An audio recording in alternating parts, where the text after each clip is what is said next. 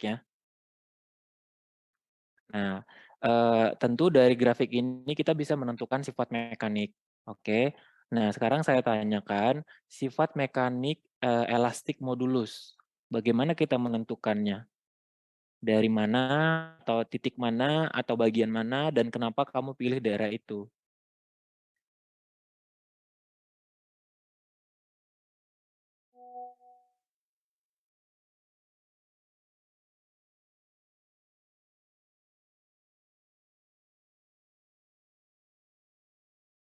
Ayo, ini harusnya sebuah keuntungan ya bagi Alsyifa karena saya tunjuk. Karena kalau saya lempar nanti mungkin teman yang jawab. Iya, Hmm. kalau dari sifat sendiri itu, daerah elastis modulus itu berada di, ini gimana nyebutnya, yang segitiga bawah ini Pak, yang 1, 7 sama 2. 1, Iya, 1, 7, 2 ini, yang segitiga itu. oke. Terus gimana jadinya cara menentukannya, elastisnya? Elastis sama dengan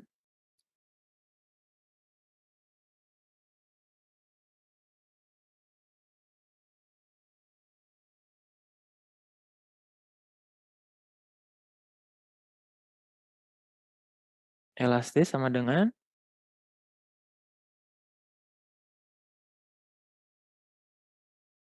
delta sigma per delta epsilon ya. Oke. Baik Pak. Kemudian Yusuf, ada Yusuf? Hadir, Pak. Yusuf, eee, 2/3 itu kita sebut apa ya, Yusuf?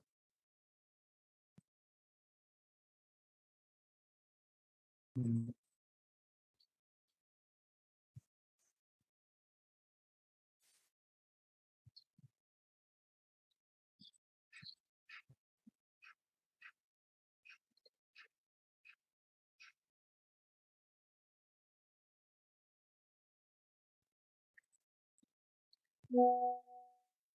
Wah, gampang banget ini Yusuf. Kamu Hmm. bisa jawab saya catat ini, tapi kalau nggak bisa jawab gimana?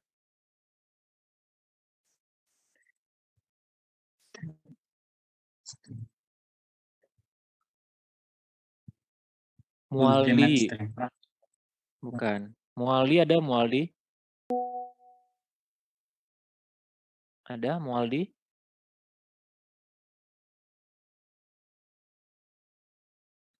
Mualdi nggak ada?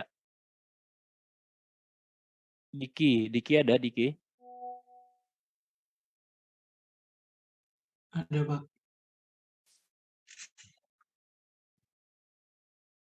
Ya, silakan dijawab.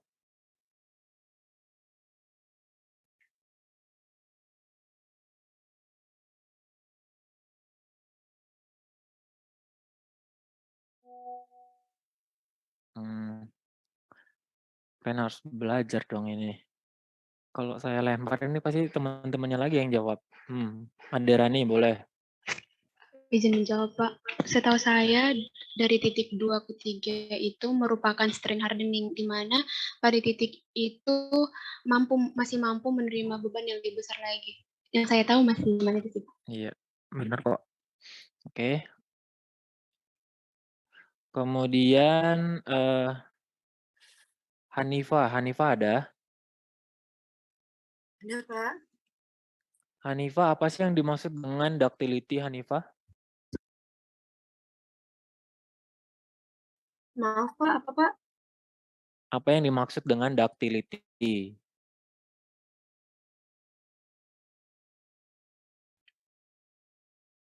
Duct artinya bebek. Baru ability berarti kemampuan. Berarti kemampuan material untuk seperti bebek. Nggak apa-apa loh, nggak ada yang salah. Kan tinggal kita luruskan. Iya, Pak. Dibandingkan diem kayak siapa tadi? Mual, Diki. Mending dijawab. Ya, jadi ductility itu adalah perubahan suatu bentuk sebelum mengalami crack. Perubahan suatu bentuk sebelum Ya, mengalami sebuah crack. perubahan suatu bentuk material sebelum mengalami crack. Oke. Hampir mirip ya definisinya dengan necking. Tapi sebenarnya lebih bagusnya gitu ya, kemampuan suatu material untuk mengalami regangan atau strain sebelum terjadinya fracture kayak gitu. Oke, nah kita coba lanjutkan itu untuk reviewnya. Nah, di sini nanti akan kita lihat. Jadi materi hari ini kan kita tahu ya bahwa tensile test itu merupakan pengujian destruktif ya. Apa itu pengujian destruktif?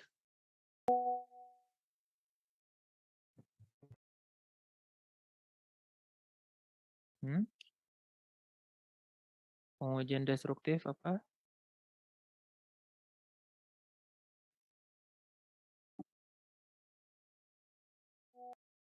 Loh? Ya, Yusuf boleh.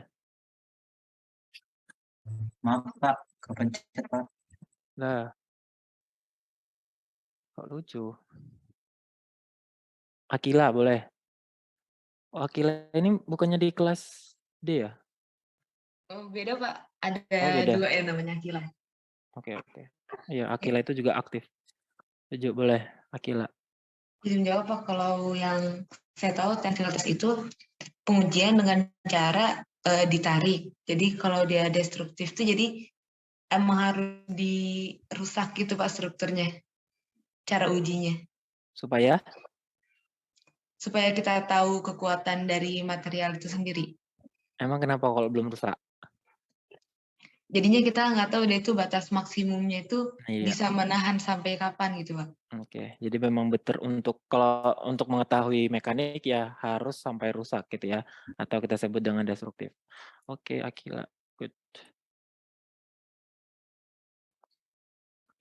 Nah ini coba kita sebenarnya ini ada ya penjelasan antara ductile dan brittle, tapi coba saya mau lihat kemampuan berpikir dari kalian, gimana kalian bisa membedakan gitu ya dengan kan udah tahu ya tadi kita bahwa grafik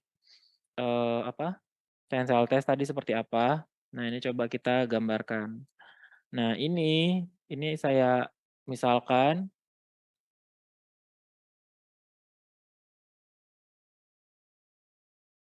misalkan seperti ini. Kemudian ini saya insert warna biru. Warna biru. Wait.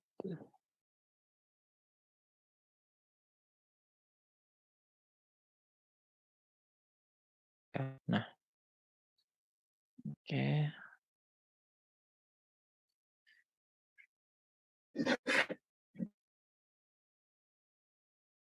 Nah, ini kita sebut material A ya. Ini material A, kemudian ini kita sebut material B.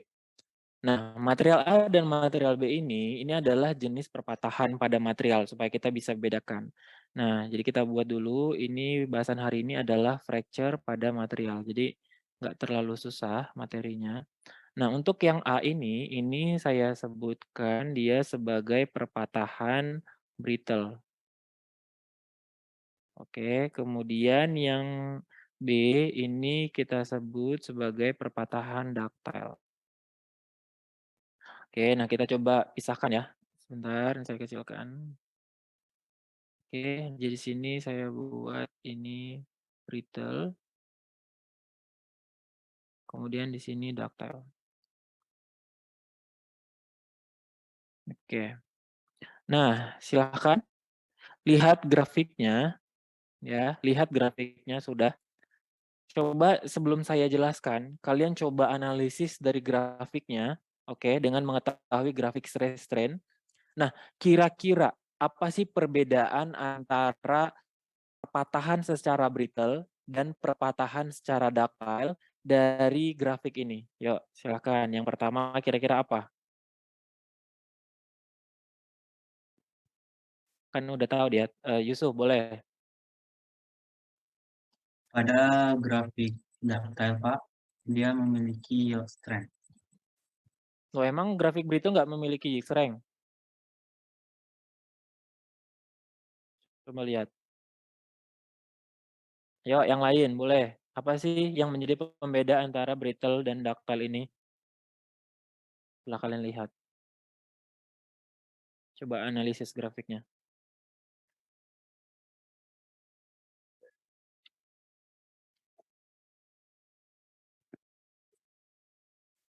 Ayo, ada?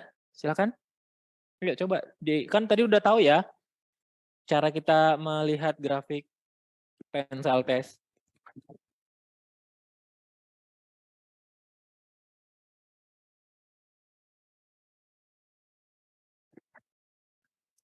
Oke, Vicky boleh. Silakan Vicky. Izin Pak, mungkin untuk yang di ductile kan kayak ada proses dari yield strength dan apa sih pola-pola selanjutnya Pak ya. Sedangkan untuk yang A ini sepertinya langsung terjadi perpatahan Pak. Oke, kesimpulannya? Jadi untuk yang A ini mungkin kapasitas, maaf, susah ngerangkai katanya Pak. Mungkin intinya tuh di grafik A langsung terjadi perpatahan Pak karena mungkin beban yang diberikan itu di luar kapasitasnya. Sedangkan untuk beban B ini masih bisa menerima beban yang diterima seperti itu mungkin Pak. Maaf bila. Oke, nggak apa-apa. Coba nih kamu lanjutkan. Saya tambahkan ya, Vicky. Coba. Mana? Yuk.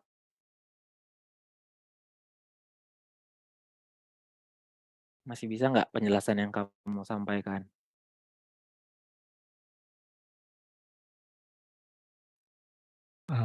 Mungkin cukup Pak. Coba lagi ya, dicoba. Yuk yang lain boleh sampaikan pendapatnya. Adera nih boleh. Menurut saya Pak, pada perpatahan yang brittle itu kan Pak, di mana patahan material yang cepat gitu Pak. Jadi dia itu langsung terjadi perpatahan tanpa adanya deformasi. Terus itu kalau misalnya yang ductile itu kan terjadi masih kayak gini Pak. Dia itu masih ada masa dia strength hardening, masa making kayak gitu Pak. Jadi kalau misalnya yang brittle itu dia langsung patah gitu. Tapi kalau misalnya yang ductile itu dia masih memiliki proses di mana dia itu kayak ada kayak suatu tertentu itu misalnya kayak kita ngasih beban ini dia masih bisa nerima beban yang lebih besar lagi kayak gitu. Kalau dari saya seperti itu. Coba, mana lebih besar bebannya? Yang A sama B? Bagaimana Pak? Mana lebih besar bebannya kira-kira yang A atau B?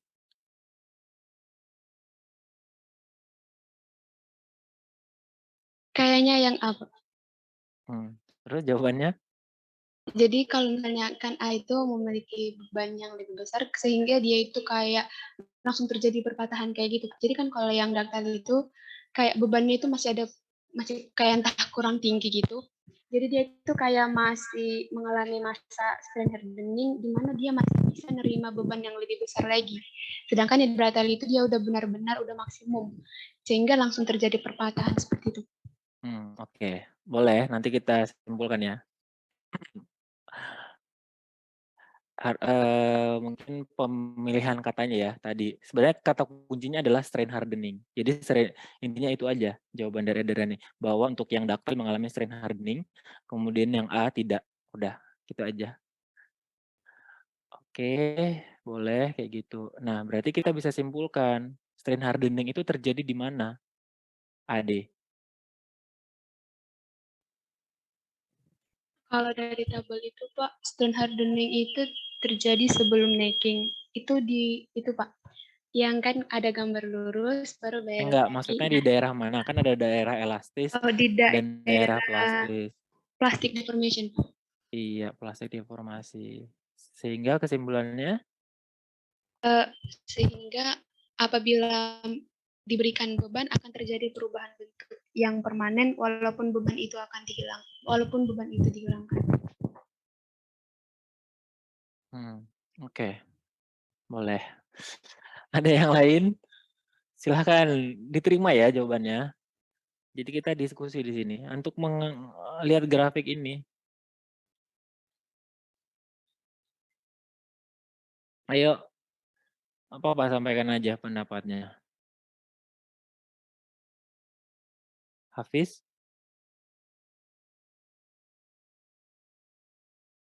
Ya, Pak. Coba kasih tanggapan. Sebenarnya untuk jawaban saya sendiri itu ya sama dengan Nadirani, Pak. Untuk yang brittle itu perpatahannya itu cepat karena walaupun dengan deformasi yang kecil. Sedangkan untuk yang material B ini dia itu karena di daerah deformasi plastik deformation, jadi perenggangannya itu lebih renggang dibanding material A, gitu Pak. Jadi material A itu lebih cepat patah, gitu Pak, pemahaman saya. Oke. Bukan lebih cepat patah ya, tapi proses perkembangan retakannya kayak gitu. Iya, Oke. maaf. Nah, kemudian berarti kita bisa simpulkan ya dari jawaban Ade, kemudian mungkin Vicky sama siapa tadi? Lupa, Hafiz ya. Nah, jadi kalau brittle ini dia terjadi hanya elastik deformasi. Ya, elastik deformasi. Bisa ya, setuju ya? Setuju nggak? Setuju. Setuju, Pak. Nah, kalau ductile ini dia terjadi plastik deformasi yang cukup besar. Setuju ya dari grafiknya. Simpel kan? Jadi kita nggak bingung. Jadi sebenarnya ada penjelasannya di samping ya, tapi saya mau dari teman-teman TI untuk menganalisis sendiri.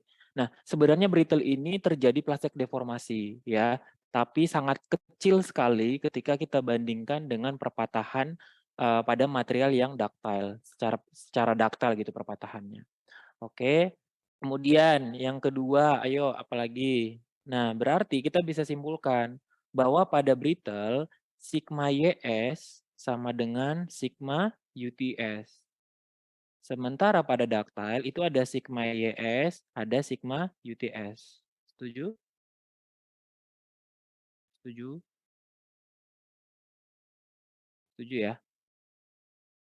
Kenapa? Karena pada sigma YS di mana? Di sini. Ya kan? Kemudian kalau pada sigma UTS di titik ini. Tapi kalau pada brittle, ya di sini dia sigma YS, di sini juga sigma UTS-nya. Oke? Bisa ya. Kemudian yang ketiga kira-kira apa?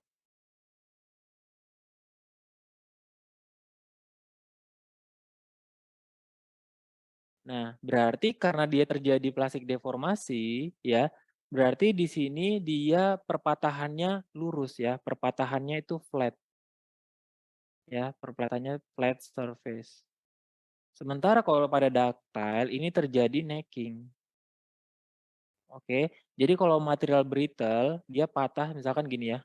Nah, ini kita tarik, oke, nanti patahnya akan ya udah terbagi menjadi dua seperti ini. Oke. Sementara kalau pada ductile nanti dia harus seperti ini. Gini.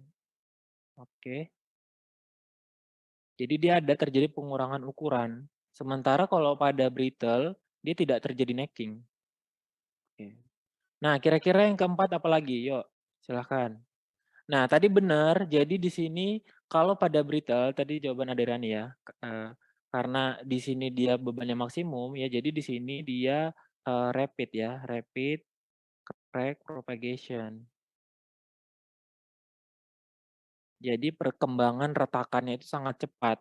Jadi dia unstable ya. Jadi dia tidak stabil. Sementara kalau pada ductile dia slow crack propagasi. Jadi perkembangan retakannya pada ductile itu sangat lambat kayak gitu. Kenapa? Karena dia akan melewati tahapan-tahapan ini. Mulai dari yield strength, strength hardening, necking kayak gitu. Jadi void-voidnya tadi akan muncul dulu gitu. Baru voidnya tadi akan berkembang gitu ya. Nah, kemudian apalagi kira-kira dari yang bisa kita bedakan dari yang ke-5?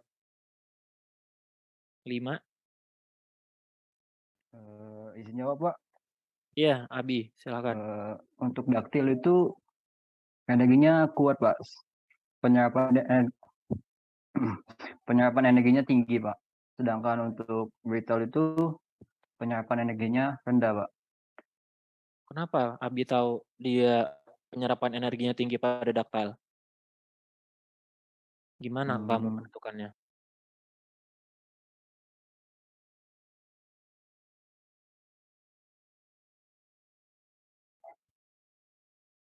mungkin dari ini, Pak, dari panjang, Pak. Panjang apa? Hmm,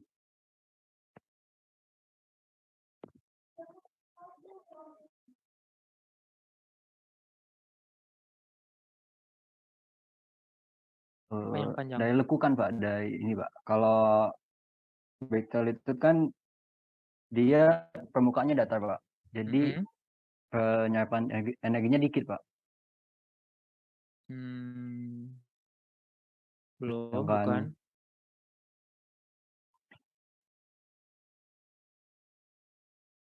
Ya, jawabannya benar. Kenapa? Apalagi yang membedakan antara ductile dan brittle tadi jawaban Abi. Kalau pada ductile itu penyerapan energinya lebih besar daripada brittle. Iya, kenapa?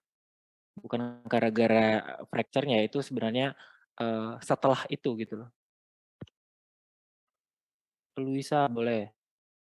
Mungkin ini kan Pak, karena kan itu penerimaan energi, menerima energi. Nah, kalau dari brittle sendiri kan hanya punya elastis deformasi. Ya, Nah, kalau resilience-nya itu kan hanya menerima energi ketika berada di elastis deformation. Nah, untuk boleh dilanjutkan Pak? Nah, iya.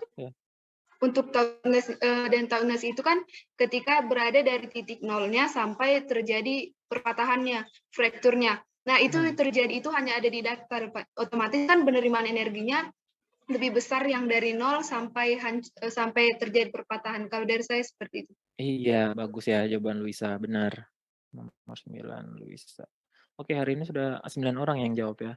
Oke, terima kasih Luisa, jawabannya benar. Jadi benar ya, menambahkan jawaban Abi Bayu tadi bahwa energi absorption-nya, energi absorption,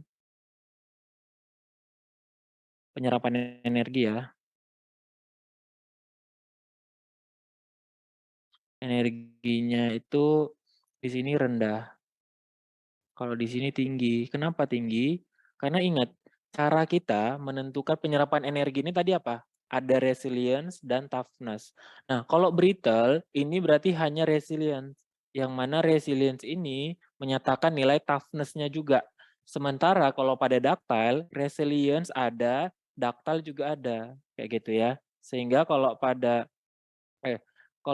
ductile ya ada resilience, ada toughness kayak gitu ya. Jadi itu dua hal yang berbeda. Nah, jadi penyerapan energi atau toughness ya itu lebih tinggi pada ductile dibandingkan dengan brittle kayak gitu. Oke, nah ini bagus ya kalian sudah bisa menganalisis hanya dari grafik aja. Oke, ini lanjutan penjelasannya. Coba kita lihat ya. Wait. Nah, seperti ini. Nah, ini bisa kalian simpulkan bahwa ini adalah ya yang kalian sebutkan tadi. Jadi kalian sudah bisa menganalisis sendiri dari grafiknya. Nah, jadi perbedaan daktal tadi terjadi plastik deformasi yang cukup signifikan. Karena terjadi plastik deformasi, maka penyerapan energinya juga besar. Nah, karena dia ada beberapa tahapan yang dilewatin, jadi retakannya itu sangat lambat. Nah, kemudian kehadiran necking ini yang menyatakan bahwa material itu mengalami ductile. Nah, nanti satu lagi, hasil dari surface atau permukaan perpatahan pada ductile nanti ada cup and cone ya. Jadi seperti kerucut dengan penutupnya, kayak gitu. Sementara kalau pada brittle, brittle ini terjadi plastik deformasi, tapi sangat kecil sekali, lebih dominan elastik deformasi. Nah, karena itu perpatahannya terjadi secara cepat. Jadi crack propagasinya itu secara rapid atau kita sebut dengan katastropik. Nah, karena hanya elastik deformasi, maka penyerapan energinya rendah dibandingkan dengan ductile, dia ada plastik deformasi yang cukup besar gitu ya. Kemudian perpatahan akhir atau surface permukaan daripada brittle itu dia flat gitu. gitu. Oke, nah ini adalah tampilan ketika material mengalami perpatahan. Jadi ini awalnya anggap aja permukaan material kita sampelnya seperti ini ya. Nah, kemudian ini kita tarik. Nah, apabila sampel kita perpatahannya seperti ini, oke, maka ini akan mengalami perpatahan brittle. Kemudian ini moderate. Jadi ini umumnya adalah keramik, gelas, dan lain sebagainya. Kemudian ini umumnya logam, kemudian ini umumnya karet atau plastik. Nah, kita bisa dapat nih simpulan bahwa ketika material kita perpatahan secara ductile, karena dia perpatahannya sangat lambat dan ada informasi, jadi warning before fracture. Warningnya seperti apa sih? Jadi info yang kita dapatkan, warningnya itu berupa perubahan bentuk ukuran. Jadi seperti necking. Necking itu tadi berupa informasi bahwa ini adalah udah mencapai titik kritis permukaannya kayak gitu. Sementara kalau pada brittle, ini brittle mungkin nggak kelihatan di kalian. Nah, brittle ini dia tidak ada warningnya, jadi sangat bahaya gitu ya. Jadi kita nggak tahu berapa batas maksimum beban yang boleh diberikan sehingga akan terjadi fracture karena dia tidak ada informasinya seperti ductile atau moderate ductile. Kalau moderate ductile kan ada terjadi perubahan bentuk ya atau ukuran. Nah, tapi kalau pada brittle tidak. Jadi seperti keramik atau gelas, kalau misalkan kita tarik, ya udah dia patah gitu aja, terbagi menjadi dua. Seperti kayu juga gitu ya. Nah, kurang lebih gitu ya. Itu untuk perpatahannya. Nah, ini adalah contoh perpatahan pada pipa. Nah, jadi beberapa kasus material juga beda. Contohnya seperti pada pipa ini, dia akan mengalami ductile failure kita sebut ketika retakannya hanya pada satu bagian dan deformasinya itu yang cukup sangat besar. Kemudian pipa tadi kita sebut mengalami brittle fracture ketika perpatahannya itu terjadi pada banyak daerah. Jadi ada banyak sekali bagian-bagian yang terjadi perpatahan. Tapi hanya bagian-bagian kecil gitu ya. Jadi hanya bagian-bagian kecil. Nah, itu kita sebut dengan brittle fracture. Nah, bagaimana sih sebenarnya proses ductile fracture tadi? Jadi misalkan ini material kita bentuknya persegi seperti ini ya, persegi panjang. Kemudian apabila sampel ini kita uji tarik.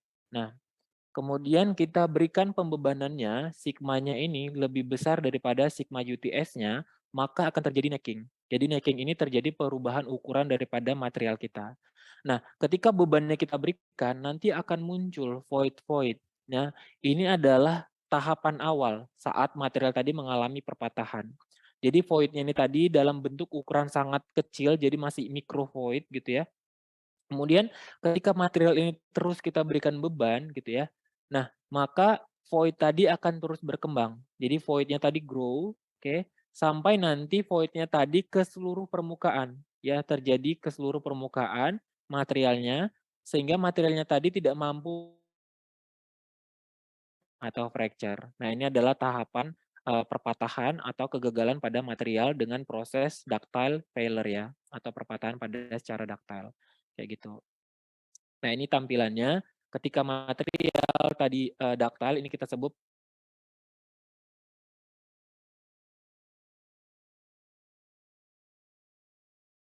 itu. Sementara kalau untuk brittle fracture dia dominan rata gitu ya, jadi flat. Nah, ini umumnya seperti keramik tadi atau gelas, dan ini seperti plastik ataupun logam pada umumnya kayak gitu. Oke, nah coba kita simak pemahaman dari grafiknya. Nah, ini misalkan nah, kita punya 3 material, ada material A dan material B sehingga material C. Nah, kira-kira dari ketiga material ini, mana yang memiliki stres yang paling besar, strength yang paling besar. Jadi kita ingin menganalisis mana sih material yang terbaik gitu.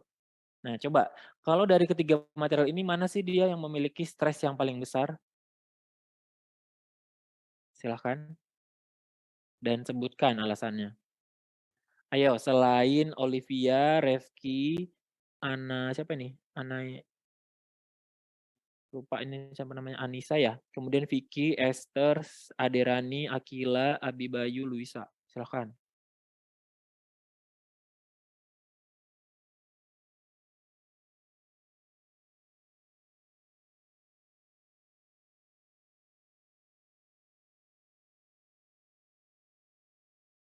Ayo, mana sih material yang paling Oh, ini Arvarian, sorry.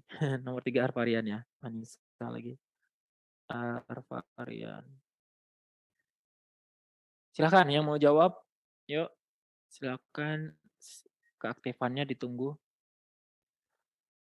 Nah, tadi kan kita udah tahu nih mana material sifat-sifatnya, kemudian mana sih dari ketiga material ini yang memiliki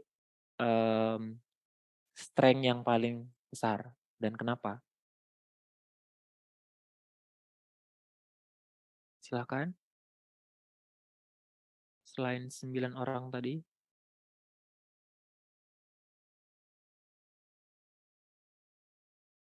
Nikah Dek.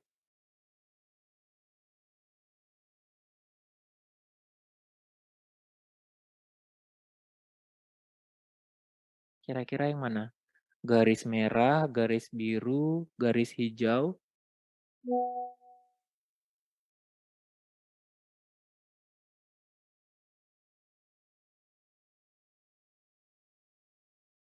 Strength itu apa dulu deh? Nih Kadek, strength itu apa sih? Karena kita harus tahu dulu dong definisinya baru bisa menganalisis dari grafiknya kan. Strength ya, Pak? Strength itu kekuatan ya, Pak? Iya, kekuatan, boleh. Terus gimana? Dari ketiga garis ini, merah, biru, hijau, mana sih yang paling besar strength-nya dan kenapa?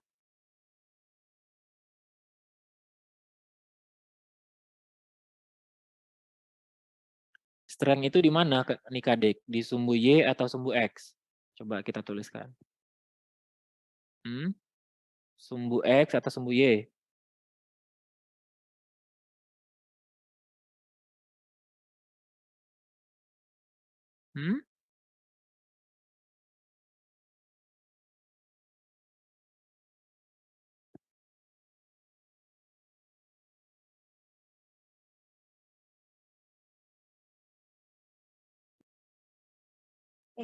X bukan, Pak?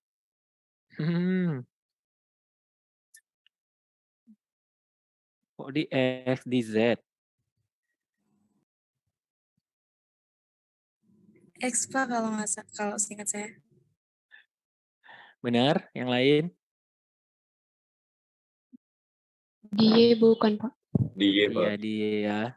Ini Kadek. Berarti sigmanya di sini. Oke, berarti ini apa yang di X nih Kadek?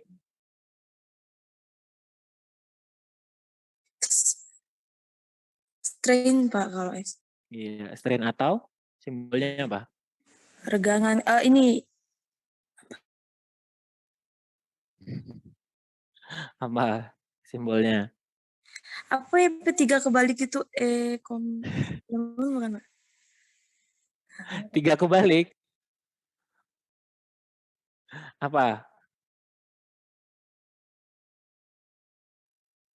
Komplement bukan, Pak? Hah? Bahasa apa itu? Komplimen berarti pujian dong. Bukan, Pak, yang 3 kebalik itu kalau nggak salah bacanya komplement. Iya, epsilon. Ya udah, ini kan udah kita ketahui ya, sigmanya berarti menyatakan kekuatan, epsilon menyatakan regangan. Nah, yuk yang lain. Silakan. Dari merah, biru, hijau, mana sih yang memiliki strength yang paling besar dan kenapa? Silakan yuk yang lain, aktif. Yang merah bukan, Pak? Oke, Nikola. Kenapa yang merah Nikola? Karena nggak mengalami patahan gitu dia, Pak. Semua ini baru boleh kita grafikkan kalau dia udah patah, Nikola. Kalau belum patah, belum bisa kita grafikkan. Ya, kan tujuannya tadi destruktif, berarti harus hancur, harus patah semua.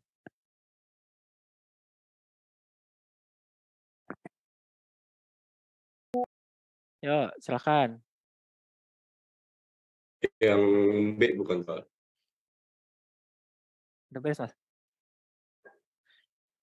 Yang B. Pak. Kenapa Hafiz yang B? Karena yang huruf E itu merupakan menandakan titik stres yang tinggi, Pak. Apa ultimate stress. Apa sih? Tegangan paling tinggi. Iya, ya Hafiz yang benar. Oke, benar ya. Coba kita buat skalanya ya, supaya nggak bingung kita perlu buat skalanya. Nah, misalkan di sini kita anggap aja, kan berarti ini tertingginya ya, kita anggap ini misalkan titik ini 10 gitu ya, baru titik ini juga berarti 10 gitu ya, sama. Nah, kita bisa tarik garis lurus dari sini. Nah, berarti yang titik E ini kita anggap aja misalkan 15. Ya, berarti sigmanya ya yang paling tinggi itu adalah di E. Sigma di titik E. Itu berarti si biru ini yang memiliki strength paling tinggi. Oke, next. Pertanyaan selanjutnya, mana yang memiliki ductility yang paling besar? Yo, silakan. Hafiz tadi ya?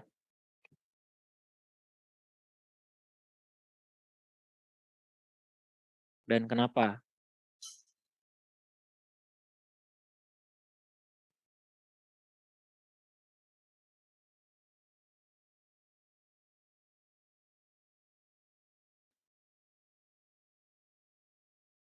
Hanifah belum jawab ya? Hanifah, oke boleh. Hanifah silakan. Kalau menurut saya yang C, Pak. Yang C berarti garis hijau ya? Iya. Kenapa, Hanifah? Karena kan itu epsilon itu tadi kan pokoknya ductility itu kan terjadi elastic deformation, di mana itu akan Terjadi elastic deformation? Maksud saya terjadi plastic deformation, itu Mhm. kayak di dalam plastic deformation. Jadi itu pun akan terjadi necking, Pak. Nah, kan di epsilon tadi itu kan tadi tuh kalau kata Bapak tadi itu tuh adalah strain. Jadi epsilon ini kan artinya regangan. Jadi semakin regang dia itu maka neckingnya akan semakin besar. Oke. Emang yang garis biru nggak terjadi necking? Iya, Pak, terjadi necking. Tapi kan kalau misalnya kita lihat dari itu, yang biru itu neckingnya lebih pendek daripada yang C. Itu kan dilihat dari sumbu X-nya. Oke, betul. Siapa tadi? Hanifah ya? Oke, nah jadi benar yang dibilang Hanifah bahwa yang paling besar ductility-nya adalah yang C. Gitu. Kenapa? Karena ductility ini kita menentukannya dari epsilon. Ya, kayak gitu. Nah, kita lihat nih, mana titik epsilon yang paling besar ya, titik C. Kayak gitu. Oke. Next, selanjutnya berarti apa lagi? Elastis modulusnya. Oh, penyerapan dulu deh. Berarti penyerapan energinya yang paling besar yang mana dan kenapa?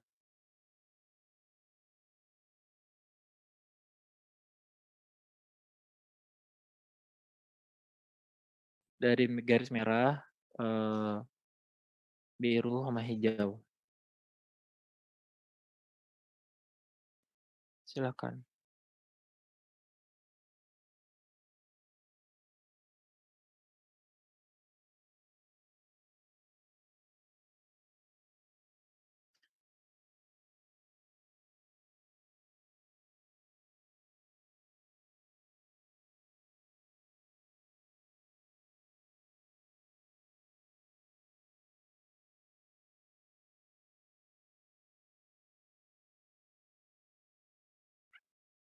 Yuk, mana toughness-nya yang paling tinggi? Dan kenapa?